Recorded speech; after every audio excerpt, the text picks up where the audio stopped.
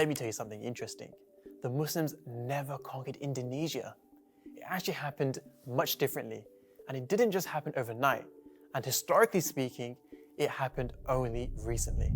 The first piece of evidence that marks the earliest existence of Islam in Indonesia is this tombstone right here, on this island called Sumatra. This is a 13th century tombstone of a local ruler called Sultan Malik al-Saleh. Malik had adopted an Arabic name and the Arabic title of Sultan when he and his population decided to embrace Islam. Here's what's amazing about this tombstone.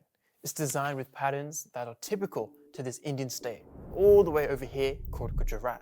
So how did this Indonesian tombstone become somehow linked with this Indian state over here? Well, the Muslims of Gujarat were known to be these risk-taking traders who would go on these far and incredibly dangerous expeditions. They formed these trade routes, which were also used as a means of spreading Islam to far regions around the world, like Indonesia. And so, the whole Muslim world now had access to Indonesia and trade relationships formed. This brought migration from various Muslim countries. But it wasn't just trade that brought Islam to Indonesia. Like for instance, there was this guy, Zheng He, a Muslim Chinese admiral who sailed with these massive fleet of gigantic mega ships. During the 15th century, he would go on these epic voyages all across the Indian Ocean to form diplomatic ties and trade partnerships with other countries. He would take nearly 30,000 men on his 317 ships to more than 35 countries, presenting China and all of its treasures to the world.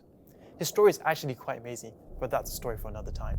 Anyway, as Zheng He traveled with his football stadium-sized fleet, he would make a series of stops across the world like Sumatra and Java in Indonesia. And so he made a huge impression on the native Indonesians and is often credited for spreading Islam in Indonesia. Okay, so Islam spread to Indonesia, but how's that different to any other country?